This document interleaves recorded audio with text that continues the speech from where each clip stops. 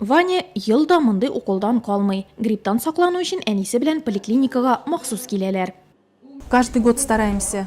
Йылда гриппка каршы вакцина ясатырга тырышабыз, кышка әзерләнәбез. Сезон дәвамында авырмас өчен бу бик кирәкле чара дип саныйбыз. Обязательно нужно, чтобы в течение зимнего периода Кискен йыгышлы авыру грипп турында белмәгән кеше юктыр.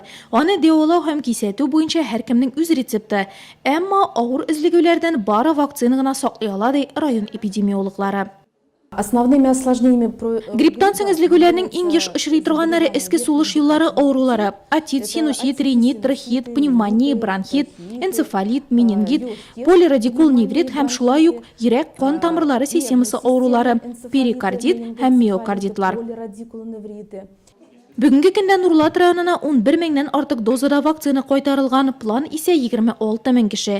Сезонлы грипптан саклану өчен эш иң киң таралган вируска каршы иммунитет булдырып кую мәслихәт.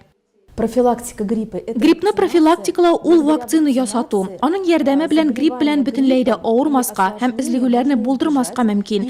Дәвалау да 3-4 тапкыр арзанрак булачак. Нурлат районы буенча кискен респиратор авырулар һәм грипп белән авыруның 554 очрагы теркәлде. Шуларның 8-се грипп йоктырган кешеләр. Вакцина ясатып 1-2 атна үткәч, әлеге препаратның саклау йыгынтысы башлана. Аны ясатуның иң кулай вакыты сентябрь-октябрь айлары ди табиблар.